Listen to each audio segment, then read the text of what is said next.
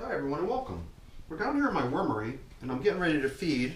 So out here on my bench you'll see I've got some of the things that I normally use for feeding my worm bins. There's some used coffee, which is a good, plentiful source of food for them, as well as any sort of kitchen scraps that start to pile up over time. Here I've got some chopped up cardboard. I've even got some bread here that started to go a little bit moldy and stale. So that's going to be fed to the worms today. And one of our other staple items to include with our feedings is the grit. In my case, I use pulverized eggshell. And that's just to help the worms digest the food that they're eating down in their gizzards. Because they have slightly different stomachs than you and I, so they need a good, coarse, fine material that they can swallow with their food to digest it. So the bins that are getting fed today, you'll see them down here on the shelf. The lower shelf is where they're stored. It's the most recently started, my 3 newest bins. They're all red wigglers and they're ranging in ages between the youngest, which is 19 days old, and the one over there on the right is now at day 50. And they're all due for a feeding. It's been 7 days since they last been fed.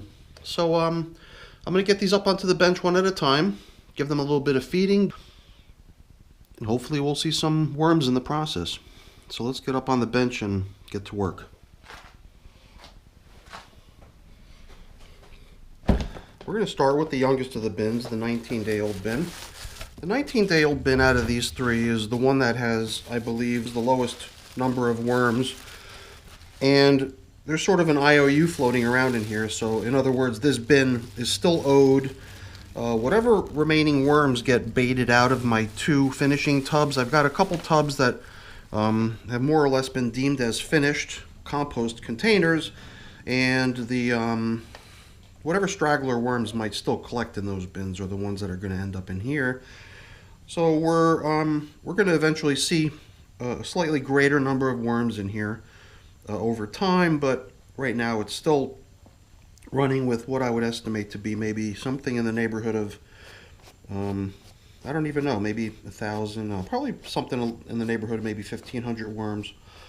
I believe that the initial launch of worms of this bin may have included about 1,000, then there was a supplemental launch, a secondary launch of more worms, and I believe that there were just a slightly fewer number of worms in that second launch. But they're doing a good job. You can see right there's a worm cocoon stuck to a chunk of casting. They do seem to like to lay the cocoons out in the open on the top surface of the bin sometimes. Oops. So I'm going to try to carefully peel off this piece of newspaper. Make sure we get rid of any stowaways. It's a nice little baby worm. Probably not too long since it was hatched. I don't want to have like a big stringy mess on my hands trying to move this over to the side without dropping castings all over the place. So the moisture level in these bins, ever since I started covering up with plastic, those few sheets of plastic bag that you saw in the beginning on top, they do wonders in a worm bin, I'm telling you. It preserves all the moisture in the bin. It does not let any moisture, hardly any moisture, wick out of the material and evaporate. Some moisture, I guess, is lost through the outer edges that can't get covered completely, and that's fine. You know, you got to air out the bin to a certain point. It needs a little bit of ventilation. So it seems to be working really nicely in terms of preserving the moisture of the bin. They need moisture, you know, they breathe through their skins, and without moisture that's not possible, so it's really not too surprising. As we start to dig down, I'm fairly certain that the last feeding was administered down the middle. That's usually how I begin all my worm bins. But I've got a couple of coffee filters laying around that we can use at the end to indicate where we've fed this bin. I usually like to throw a coffee filter right over where I fed just to remind myself where that was last done. But before we add the new food, I always like to see how the old food's coming along. Maybe that's just my excuse for wanting to check out how the worms themselves are doing. But it does make sense sometimes just to monitor how much food you're adding. Sometimes if there's still a whole bunch remaining from previous feedings, you don't want to create a glut sort of a situation where there's just too much food in the bin. But I do like to remain right on the border of too much myself. That's my personal preference because I'm always trying to think of administering the food that they're going to be eating a month from now. So even though what's in here might appear plentiful, the stuff I'm putting in now is going to need time to break down. Weeks probably. Yeah, probably days in some cases. Depends on the food. But I always like to have stuff that's already in the process of breaking down, so once the old food has been depleted, they can get into what's been added more recently. Lots of nice castings in here. Certain food items like this piece of apple, most of the meaty part of it is gone. Just little shreds of the skin remain. A little bit tougher material, I guess, than the meaty part of it to eat, so that'll take a little bit longer. These are pieces of paper towel roll. Some of the bedding that I originally built the bin with. I've even got some strange little objects in here. Trying to see if they ever compost down. Like in this case, this is a peach pit. It's kind of covered in castings. It's a little bit hard to tell what it is, but right there is a worm. Little tiny one, as a matter of fact, like practically newborn. I don't know what it is about these seeds, but somehow they do tend to attract the little tiny worms for some reason. So I like what I'm seeing in here. This is definitely a nice active bin. You can see there's just worms scattered throughout where the last feeding had been administered. Considering that it's been a week since it was fed, it seems realistic that we're only finding a couple scraps. The orange is just kind of one of those things that normally is advised against. You know, it's citrus, so most people say don't feed citrus to your worm bin. But I always like to break the rules a little bit and throw in something that doesn't maybe 100% belong in there to see how it goes. In time, it will break down. It just, might require a little bit more time than other types of food. I've got this cardboard, the shredded up cardboard here, so we'll drop in a little bit of it. Don't want to go overboard because I want to save a little bit for the other bins. Then we're going to take these old pieces of food, scatter them back around a little bit here. So basically, banana stem, kind of a tougher woody item, takes time for it to break down, but usually not more than a few weeks. Kind of a no-no item, as well as a peach pit, kind of an experimental item. I've got a loaf of sourdough bread, so I'm going to give each of my bins maybe a slice and a half of bread, because I believe I've got about that much to go around for each of my bins. And then another of my staple food items being the coffee. I guess we'll just pile that on top a little bit.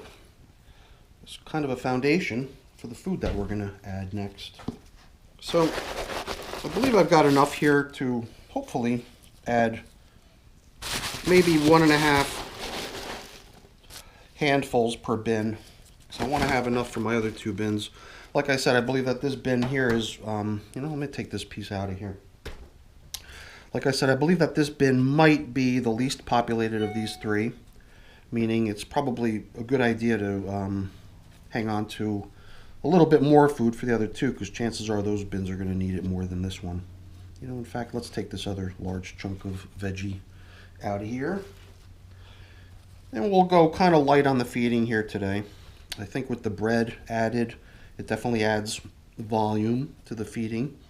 And now it really kind of amounts to maybe about a handful of food. So I've got grit here. I'm going to go ahead and add some. Grit is a great thing to add, give to your worms to help them with the digestion process. But it's not necessary with every single feeding. Adding it once in a while, though, maybe every other feeding is probably a good interval to factor it in. But it's not a showstopper if you don't have any on hand.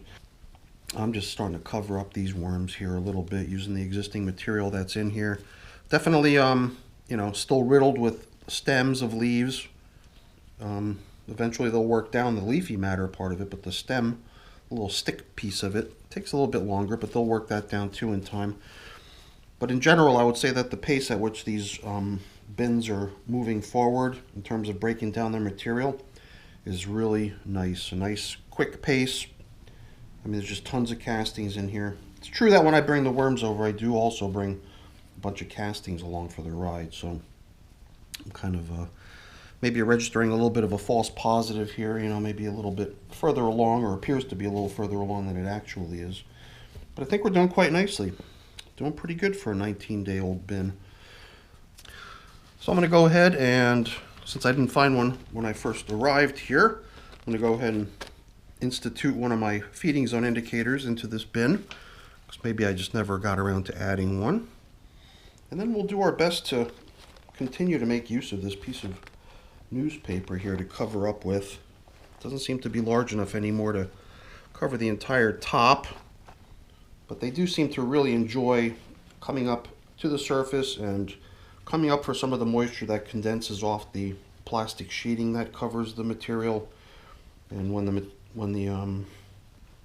moisture starts to collect and drip down onto this paper, they just really seem to enjoy being there to take advantage of the moisture. I'm really glad I'm using these double plastic sheets here, going right from corner to corner, all the way out to the edge, all the way around. Because for a newer bin like this, there does seem to be a huge benefit to keeping the moisture level a little higher than you might want to see it, perhaps in an older bin that you're trying to drive towards harvesting, especially if you're planning to screen the material. But in the very beginning, I think there's a huge benefit to having a good high moisture content, but you also got to be careful. You don't want to restrict airflow, so that's the only thing I worry about sometimes, but it doesn't seem to be causing a problem. But I'm definitely keeping an eye on that. So let's get the next bin out here. There we go. So the last bin being 19 days old. This is the middle age bin, so it's not the oldest of the three. It's the middle. I believe it's actually at day 35. And last time we I think we had gone from not having quite as much plastic coverage to using this piece a little bit differently to cover more of the surface. So it's funny, this worm is actually cruising through the hole in the plastic to burrow down and get out of view. So I want to let him continue through the hole before I remove the plastic here. Oh, it looks like we got a couple other ones that are making their way through the hole, dangling here. Alright guys, just going to evict you briefly while we add some food to the bin. Get you back to work momentarily. Now here we've got another one of these pieces of newspaper, which was at one point probably a nice whole piece of paper covering up a feeding zone, or covering the whole surface of the material.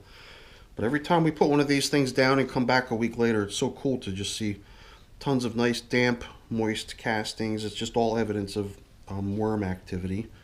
Every time a couple worms cruises by, they, leave behind their little droppings, and that's what we're after here.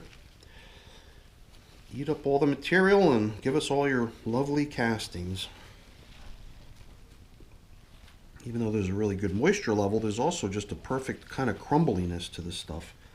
You lift up the paper and the stuff definitely doesn't stick to it. It just rolls off.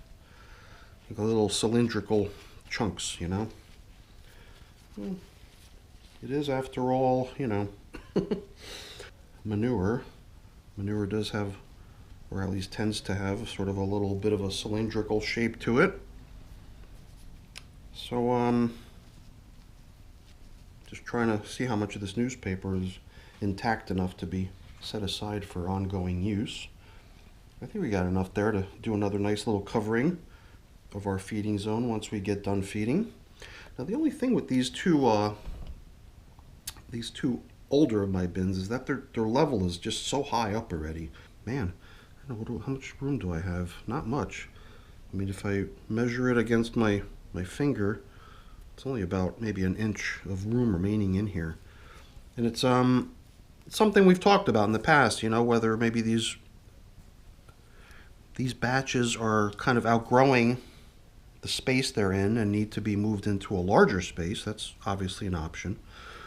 And the other option is that we start treating these as just, super super fast turnaround bins because they're so highly populated. And rather than just, wanting to cram more and more food and bedding into it, maybe deeming it as being done quickly, maybe just even a few weeks after it was launched, and harvesting and then moving the worms onto a new batch, Something I've never really tried, kind of like, how fast can you create a batch of vermicompost? But these bins would be the ones to use as a benchmark for that because of the huge number of worms present in each bin. So as we begin inspecting the material in the feeding zone of this bin, we do come across certain items like kind of like this double stem of 2 bananas that were kind of connected at the main base. And here we've got a pumpkin stem as well as a half of a mango shell, mango pit, which has pretty much been cleared out. So these are kind of larger, tougher, woody objects, which we would kind of expect to take a little bit longer for the worms to be able to break down over time. So we're almost expecting to see stuff like that each time we come into the bin, knowing that they are slower composting objects. There again, these are objects that were not part of the last feeding a week ago. These are objects that have been in the bin for some time now, and just because they are larger, tougher objects, it is fair to expect that they would take longer to break down. So they were actually carryovers of some of the food that these worms were working on in the previous bin that they inhabited.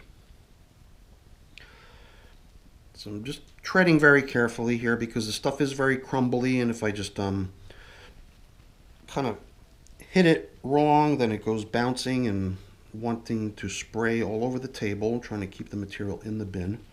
But at the same time, I'm trying to sort of excavate a spot down here in the middle where we could administer our feeding, and it's not going to be a much larger feeding than what we did in the previous bin, so I don't need a lot of room for it. Once in a while I hit a piece of material in here like this must be a banana peel. I could tell from its shape and its consistency, but it's already such that it pulls apart with just a couple fingers, and you can see its fibers already. But it's still got some of the gooiness, moisture to it, which is kind of cool. It's definitely not got much time left. It's probably going to get finished off in the next day or two the way it's progressing there. But everywhere else, it's just really beautiful castings, really crumbly, I mean, this is the type of stuff that you could run right through your sifter and have a show quality batch of castings.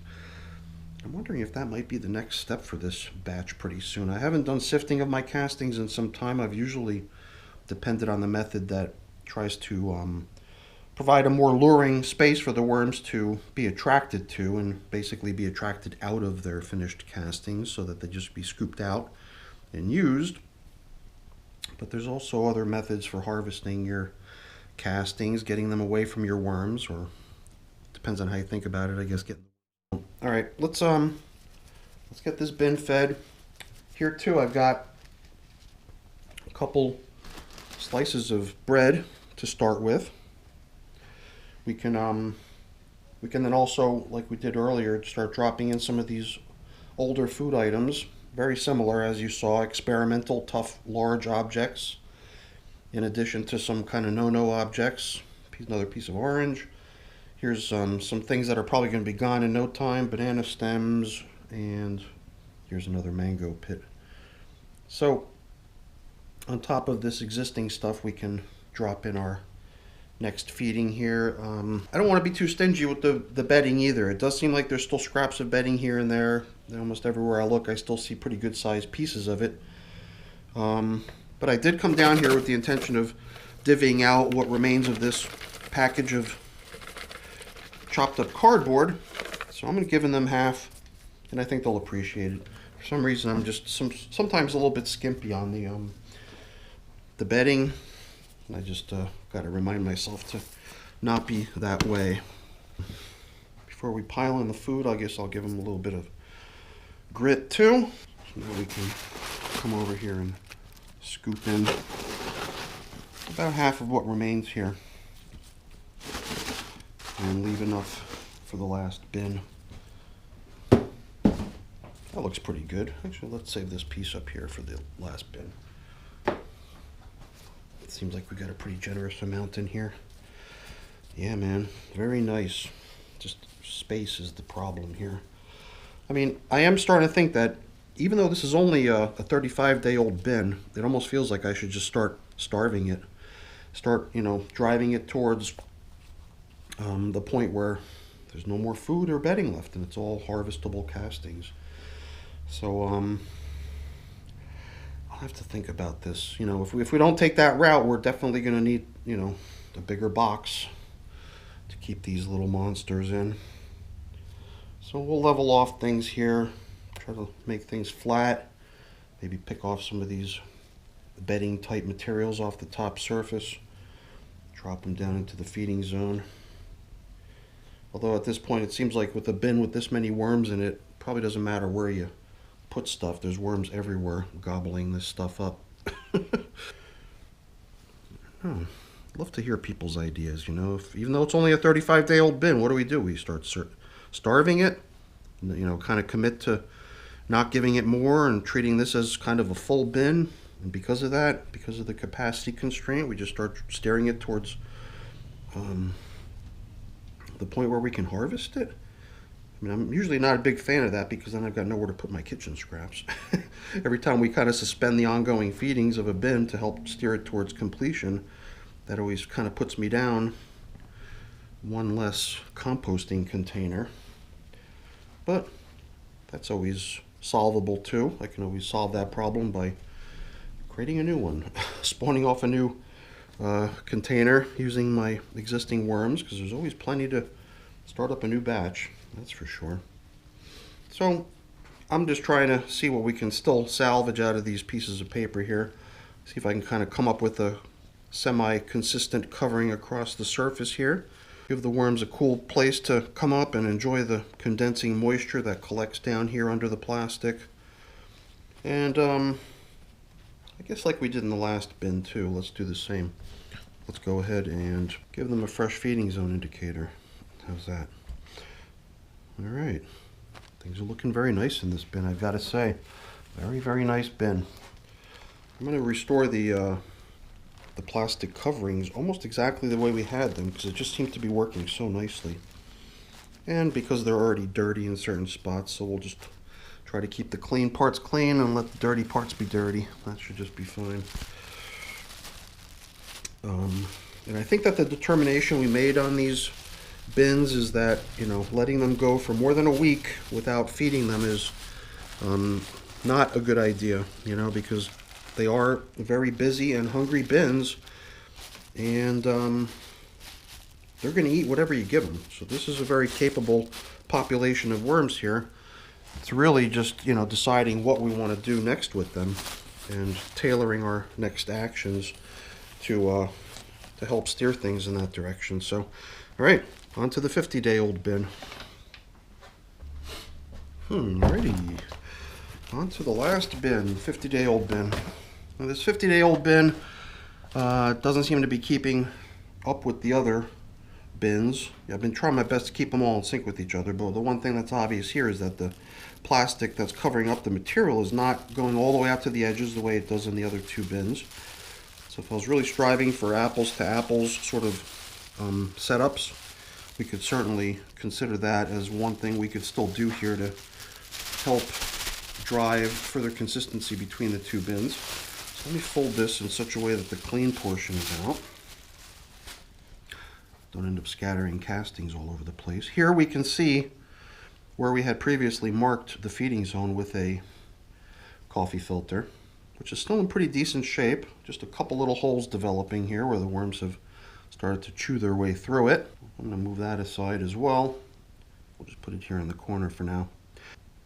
It's pretty nice. All the material here on the surface is nice and damp castings. It's like a good thick coating of just castings, and the worms are just kind of being repelled by the light from overhead, so they're right beneath the surface. We don't have to go far to find them. And we're probably going to encounter a few along the way as we open up space to add their next feeding here. I don't know, between the last bin that we worked on and this bin, I believe that both of them were populated with almost equal numbers of, huge number, for that matter, a huge number of worms into each of these bins. And it was really my intention to have all three of them populated very heavily. But the last one is the newest one. The first one that we fed is still maybe not on par with these two bins. I believe this bin and the last one that we just fed were just extremely heavily populated. A lot more worms in these than any other bins of mine. Huh, that's weird. What do we got going on here? Oh, okay. Just different types of food stuck to each other. This is another one of those mango pits, and it's kind of starting to exhibit some of the stuff that I think is really interesting on one of these, is how it becomes clear how it's made up of this real densely packed fibers, almost like a carbon fiber material. And you always find the smallest of worms hanging out on here. And this one worm here is pretty small, but the one hanging out right next to it is even smaller. I mean, minuscule. The one on my pinky is pretty small too. So every time I find one of these pits, I always seem to find very, very tiny baby worms. Look at the size of that one. That's already maybe making me wonder if that's a pot worm. But I would say that that other tiny one is definitely a red wiggler for sure. They always, baby worms always really enjoy the pits for some reason. I'm sure they're packed with nutrients, and the fact that it breaks down into a really fine fiber is probably another reason that they're drawn to it. Just a material that's really easy to work down. Here's another peach pit, another one of those kind of experimental food items we find in my bins once in a while. Here and there I'm finding other things, such as this avocado pit. Another baby worm on it. Something about the pits, always seems to attract the little tiny worms. But yeah, you can imagine an avocado pit. It's like a marble. It's so hard, It's like a little round piece of wood somebody carved out of a solid block of really tough, firm wood. So if it breaks down, I'll be surprised. If it does, it'll probably take a very long time. So there again, it's just another one of those experimental things, just to see, hey, what happens if you put certain objects into a worm bin. All right, so once again, we're encountering certain food items that are probably dating back to a feeding from weeks ago. Most of the stuff I'm sure that was added only about a week ago is probably gone by now. Most of that stuff was pretty fine, small scraps of veggies and fruits. It's just some of these slower composting items that we're going to probably require some additional time to see them break down. So it's pretty cool, I mean, there's really no way of getting rid of all these worms. There's just so many of them. There's tons of them, If you flip it over, you just see worms everywhere. So I'm not going to try to excavate them any further. They're just fine right where they are. I'm going to pile up their feeding right on top of them. I got a feeling they're not going to mind. Let's go ahead and get rid of these last couple slices of bread. Seems to be room in here for it. Whatever remains in this bag is really intended for the worms. So I'm just going to kind of do a dump out, pour everything that remains. You can see a lot of this is pretty tiny particles combined with just some frozen chunks, little ice bits here and there that I'm sure they're going to appreciate as well. This is a cherry tomato. It's somehow green or whatever. Maybe it was one of those colored ones from an assortment of colored cherry tomatoes. Almost looks like a tiny little watermelon. But I mean, you can easily confuse it with one of these avocado pits because it's about the same in size, and since it's frozen, it's hard as heck. But once that thing thaws out, I'm sure the worms are going to go for it quickly. So in addition to the fresh food they just received, let's just pile all these older, slow composting food items back in here for them. We've got some coffee. We're going to go ahead and just give them whatever remains of the coffee as well. Spread it out here. So I believe that this bin is going to be up for the challenge if we kind of pile the food on heavy. The other thing we're going to do is add grit. And I probably should have piled this in earlier, the bedding, but we're just going to give them what remains of these chunked up pieces of cardboard as bedding, throw it right on top. Although I've got a feeling this stuff is going to get pretty much treated like food and gobbled up as well. And it's small enough that once it gets wet and mushy, it's going to become indistinguishable from some of the food that's in here breaking down. So I definitely like what I'm seeing here. Another bin where it's almost like a crossroads, you know. It's filled with castings, but it's also filled with good amounts of remaining material, bedding and whatnot from previous feedings and stuff. So do we start to, you know, intentionally allow it to starve a little bit, force it to consume whatever's already in the bin and not give it any fresh food? I think that the population would do a good job at breaking whatever remains in this bin down pretty quickly if we were to you know, deny them any fresh food. They'd be kind of required to continue feeding, and they would probably do away with all the remaining bedding and food that's in here. So I'm really starting to like the sound of that, you know, even though it's kind of unusual to think of a 35-day-old bin or a 50-day-old bin as being ready for harvesting. Bins that have populations like this with numbers of worms this high, they just turn around the material that they get given to eat. They just chew it up, and next thing you know, you get a tub full of castings. Let me know your thoughts, you know. If you think that's a good idea, let's see how quickly we can turn around these bins, how quickly we can drive them to being ready for harvesting. Then we could do that, you know. I think these two oldest of my bins are already either at or very close to capacity, and a decision like that would be very realistic to make. So as I cover up here and I level things off, one thing I'm definitely noticing everywhere is the potential of kind of a population explosion happening here, because everywhere I look, you know, it's like there's a cocoon, there's another cocoon, right? Almost everywhere I look.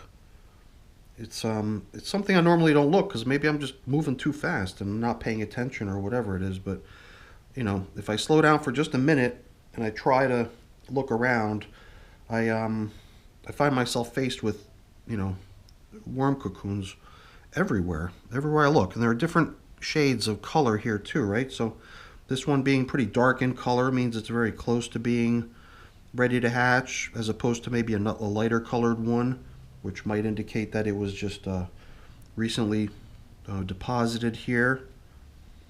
But if I was on the lookout for cocoons, I believe that this would be the place to go looking for them, because they're just everywhere. I could just sit here probably for hours picking off cocoons off the surface and just piling them up, and when I run out I could probably just jostle the material around a little bit and find a whole bunch more, because they are just everywhere. So I just piled a few of them up right here in the middle of our feeding zone indicator. And they'll be fine right there. Who knows? They'll probably hatch out right there, and they'll be on display to be seen by all of their uncles and cousins cruising around, coming up for a sip of water. So I'm just trying to remember now. The feeding zone indicator is a nice little piece of paper where moisture can collect and drop onto. But instead of putting the plastic right here, I do sometimes like to have a little bit more paper here on top where the moisture can collect and give the worms a little bit of a haven to hang out. So I've got a piece of paper that I think would work. This piece of paper, I don't really recall where it came from, but it's even got the label from one of my now retired bins stuck to it. I don't know if leaving it in there would result in them actually eating it or not. I'm not sure if the glue on one of these is like a starch-based glue that's compostable, or even if the paper itself is compostable. Maybe I'll just leave the sticker out and we'll just use this sheet of paper as is. So I'll put the more mangled side of it on the bottom, but I think once the moisture starts to collect here on the top, it's going to become the focal point for all the worms in the bin. They're going to be cruising around to hang out right there on top of this piece of paper. So yeah, I think we're pretty much in sync on all three of these bins. This bin obviously doesn't have the plastic coverage like the other two bins has. I would also say that as far as the fullness, right? I would say that the The middle bin, the 35-day-old bin, is the one that seems to be most full. So they're not all perfectly synchronized with each other. They're all in slightly different states, but pretty comparable to each other just in terms of the amount of worms, obviously different, but you could probably say that this bin as well as the previous bin are probably equally populated with a huge number of worms. The first one we fed, maybe not as many, but still a pretty capable population. So definitely like to see where these bins are headed, and who knows, maybe by next time, when we come down here to check on it again in about a week's time, maybe we'll make the decision to start starving these bins, and rather than feeding them, maybe coming up with some sort of a technique on, figuring out a good way to, help them finish off what remains in this bin. So, all right, everyone, hopefully you enjoyed the video. If you did, as always, please remember to give me a thumbs up. That's always really appreciated. And, also consider becoming a subscriber to the channel as well. That's always really appreciated, too. All right, everyone, thanks for watching. Have a great day. Bye now.